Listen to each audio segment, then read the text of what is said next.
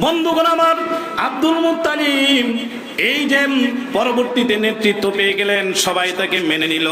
আল্লাহ রাব্বুল আলামিন একে একে তাকে 10টা সন্তান দান করেছিলেন, ছেলে সন্তান, আর 6টা মেয়ে সন্তান, কন্যা সন্তান দান করেছিলেন। গত সপ্তাহে তাদের নামটি বলেছিলাম। এর মধ্যে আল্লাহ রাব্বুল আলামিন আব্দুল মুত্তালিবকে 10টা সন্তান দান করার পরে সে অত্যন্ত আনন্দে বিভিন্নভাবে সুখ স্বাচ্ছন্দ্যের নেতৃত্ব দিয়ে যেতেছিলেন। তারপরে বহুদিন অতিবাহিত হয়ে গেল, প্রত্যেকটা সন্তানই বহু বছর কেটে গেল, প্রত্যেকটা সন্তানই যুবকে উপনীত হলো। ইতিহাস প্রমাণ করে আল্লামা শফিউল্লাহ সহ তিনি অন্যান্য সিরাতুল মুস্তাফা, বিশ্বনবী এবং রাহিকুল মাকতুম, সিরাতে ইবনে কাসির, সিরাতে ইবনে হিশাম, এমন ভাবে যত বড় বড় ইতিহাসের কিতাব রয়েছে এই ইতিহাস গ্রন্থের মধ্যে লেখে। এইভাবে অনেক দিন চলে যাওয়ার পরে আল্লাহ রাব্বুল আলামিন তার সন্তানকে সবগুলিকে সুঠাম দেহের অধিকারী এবং সুন্দর, প্রত্যেকটা সন্তান এত সুন্দর ছিল, আরবের প্রত্যেকটা মানুষই তাদেরকে ভয় করত এবং প্রত্যেকটার শরীরের মধ্যে আল্লাহ রাব্বুল আলামিন বাঘের শক্তির মতো জোর দিয়েছিলেন। জোরে বলি সুবহানাল্লাহ। এত শক্তি দান করেছে তাদের, এত সুন্দর, এত সুশ্রী, সুঠাম দেহের অধিকারী 10টা সন্তান। যেদিকে যে যাইতো মানুষেরা ভয় করত এবং তাদেরকে মহব্বত ভালোবাসাও দিত, কিন্তু তারা কারোর উপরে জুলুম করতো না, নির্যাতন করতো না। শক্তিশালী হইলে মানুষকে নির্যাতন করতে হবে এমন ইতিহাসে আছে নাকি? আল্লাহ রাব্বুল আলামিন যাদেরকে শক্তি দিয়েছেন, ক্ষমতা দিয়েছেন, তারা যদি বিনয় প্রদর্শন করে আল্লাহ রাব্বুল আলামিন তাদেরকে আরো উপরে উঠাই দেন। জোরে বলি সুবহানাল্লাহ। রাসূল বলেন, মান তাওয়াযা লিল্লাহ রাফাহুল্লাহ, যারা নাকি আল্লাহর জন্য বিনয় প্রদর্শন করে আল্লাহ তাদেরকে উপরে উঠাই দেন। রাসূল সাল্লাল্লাহু আলাইহি ওয়াসাল্লামের যে চাচারা, যারা 10 জন বাপ চাচারা, ওরা অনেক শক্তিশালী হওয়া সত্ত্বেও ওরা কোনো মানুষের উপরে এত জুলুম নির্যাতন করার জন্য চেষ্টাও করে নাই। হযরতে আব্দুল মুত্তালিব তার সন্তানগুলিকে পেয়ে তিনি খুশি। তা বহু বছর চলে গেছে, কোন ইতিহাসের কিতাবের মধ্যে আসছে তিনি কাবা চত্বরে একদিন ঘুমিয়েছিলেন। হঠাৎ করে শুভ্র সাদা পোশাকে একজন ধবধবে সাদা একজন দাড়িওয়ালা, সুন্দর পোশাকে সাদা পোশাকে একজন দাড়িওয়ালা এসে স্বপ্নের ঘরে ডাকতে বলে, আব্দুল মুত্তালিব, কত আর ঘুমের ঘরে আনন্দে তুমি কাটাইবে, তোমার মান্যত তাড়াতাড়ি পুরা করো। এ আব্দুল মুত্তালিব, তুমি যে মান্যত করেছিলে তোমাকে 10টা সন্তান দিলে, একজন সন্তানকে তুমি আল্লাহর রাস্তা তুমি কোরবানি করবে, তুমি তোমার মান্যত তাড়াতাড়ি পুরা করো। এই কথা বলার পরে আব্দুল মুত্তালিব পরের দিন ভীত সন্ত্রস্ত হয়ে তিনি জাগ্রত হয়ে পরের দিন নিজের সন্তানদেরকে ডাক দিয়েছে। কোন ইতিহাসে রয়েছে বাবা আপনি নাম বলছেন কি, বা তখন তারা অস্বীকার করেছে। কোন ইতিহাসের মধ্যে রয়েছে যে নাম ওদেরকে যখন আল্লাহ রাব্বুল আলামিন স্বপ্নে দেখাইছে আর বলছে, ও বাবা, বাবারা, আমারকে আল্লাহ রাব্বুল আলামিনের পক্ষ হইতে হয়তো এই স্বপ্ন দেখানো হয়েছে। একজন সাদা শুভ্র, একজন ধবধবে সাদা একজন পোশাক পরিহিত একজন ব্যক্তি আমাকে জানাইছে, আব্দুল মুত্তালিব, আল্লাহর কাছে যে 10টা সন্তান তুমি নিয়েছো, এই 10টা সন্তানকে থেকে একটা সন্তান কোরবানি করার কথা তুমি বলেছো। ও আব্দুল মুত্তালিব, যদি তুমি একটা সন্তান কোরবানি না করো, যদি মান্যত না পুরা না করো, তাহলে তোমার 10টা সন্তান আল্লাহ তাআলা মেরে ফেলবে। এই কথা বলার পর তিনি ভীত সন্ত্রস্ত অবস্থা পরের দিন সমস্ত সন্তানকে এই স্বপ্নের বৃত্তান্ত তিনি ভালোভাবে বুঝাইলেন। বোঝানোর পরে সন্তানরা বাবাকে অত্যন্ত সম্মান করে, অত্যন্ত আদর করে, মহব্বত করে, ভালোবাসে। ডাক দিয়া প্রত্যেকটা সন্তান বলে, বাবা, আপনাকে আল্লাহ রাব্বুল আলামিন জানাইছেন যদি এই যে স্বপ্নটা অবশ্যই আল্লাহর পক্ষ থেকে স্বপ্ন, যেহেতু আল্লাহর রাস্তা আপনি কোরবানি করবেন এই কথা বলা হয়েছে। বাবা গো, আল্লাহর রাস্তায় যেহেতু কোরবানি হবে সেই জন্য আমি রাজি আছি। সুবহানাল্লাহ বলেন। এই কথা যখন নাকি সন্তান হারিস বলেছে, বাবা তুমি যদি মৃত্যুবরণ করো তাহলে মুতাল্লির দায়িত্ব আমার উপরে পড়বে, সেই জন্য আমি বড় ছেলে, আমি কোরবানির বেশি হকদার। এই কথা বলার পরে তারপরে অন্য অন্য সন্তানরা একের পর এক দাঁড়িয়ে গেছে। শেষ পর্যন্ত হযরতে আব্দুল্লাহ তিনি দাঁড়িয়ে বলেন, বাবা গো, আপনি 10টা সন্তানের কথা মান্যত করেছেন, 10 সন্তানের একজন সন্তান আমিও। যদি আমি জন্মগ্রহণ না করতাম তাহলে অবশ্যই 10টা পুরা হইতো না, 10 সংখ্যা পুরা হইতো না। এই জন্য বাবা আমি জন্মগ্রহণ করার কারণে হয়তো 10 জন পুরা হয়েছে। এই জন্য আমি সেই কোরবানি হওয়ার জন্য আমি বেশি হকদার, উপযুক্ত। বাবা আমাকে কোরবানি করে ফেলেন। এই কথা বলার পর একের পর এক বলতেছে কি করবে। হযরতে আব্দুল মুত্তালিব উভয়ান্তর না দেখে কোন সন্তানের আবদার তিনি গ্রহণ করবেন, সব সন্তানই কোরবানি হওয়ার জন্য প্রস্তুত হয়ে গেছে। এই স্বপ্নের বৃত্তান্ত বলার পর সবাই প্রস্তুত হয়ে গেছে কার আবদার তিনি পুরা করবেন। এবার আব্দুল মুত্তালিব কে তার সন্তানরা বলে, বাবা আপনি লটারি দেন, যার নাম উঠবে তাকে আপনি কোরবানি করবেন, তা না হলে এই ফাসাদ সৃষ্টি হয়ে যাবে এই সিদ্ধান্তের উপরে। বাবা বলেন, হ্যাঁ সন্তানেরা, সুন্দর সিদ্ধান্ত তোমরা দিয়েছো, লটারি হবে।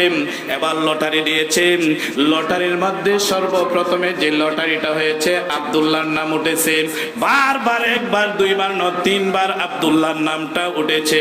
এবার আব্দুল্লাহর নামটা যে উঠে, আব্দুল মুত্তালিব মনে মনে চেয়েছিলেন আমার এই সন্তানটা খুব সুশ্রী, সুন্দর, অনেক ভালো। কারণ হলো তার পেশানির মধ্যে আমার আল্লাহর রব্বুল আলামিন তার বন্ধু মুহাম্মদ আরবি সাল্লাল্লাহু আলাইহি সাল্লামের কুদরতি নূরটা দিয়েছিলেন। এই জন্য আরবের সমস্ত মানুষেরাই তাকে পছন্দ করত। বাবার অন্তরের মধ্যে তার প্রতি ভালোবাসা বেশি সৃষ্টি হয়েছিল। লটারি দেওয়ার সময় মনে মনে কয়, আমার এই সন্তানটার নাম যাতে আল্লাহ না ওঠে, কিন্তু সর্বপ্রথমে যে নামটা উঠল হযরতে আব্দুল্লাহর নামটা উঠে গেছে। এই কথা বলার পর ওঠার পর তিনি অনেক মর্মাহত হলেন। অন্তরের ব্যথা অন্তরের মধ্যে চেপে রেখে, অন্তরের দরদ, অন্তরের ভালোবাসা অন্তরের মধ্যে চেপে রেখে তিনি হযরতে আব্দুল্লাহকে নিয়ে এবার তিনি রওনা হয়ে গেলেন তাকে কোরবানি করার জন্য।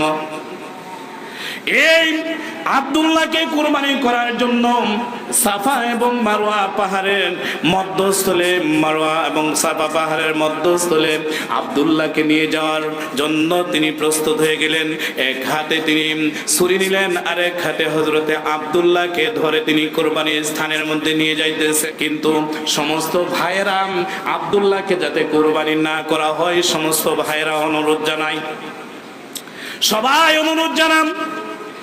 আর এদিকে আব্দুল মুত্তালিবের 6টি মেয়ে, এই 6টি মেয়েও নিজেদের আদরের একটা ভাই, ওই ভাইকে কোরবানি করবে, ওরা চায় না। এই জন্য বাবাকে ডাক দিয়ে বলে, বাবা গো, আমাদের এই সুন্দর সুঠাম দেহের অধিকারী আমাদের আদরের ভাইটিকে তুমি কোরবানি করিও না। এইভাবে ক্রন্দনরত অবস্থা, পিছনে পিছনে আব্দুল্লাহ 6টি বোন, আব্দুল মুত্তালিবের 6টি কন্যা সন্তান পিছনে পিছনে যাওয়া শুরু করেছে।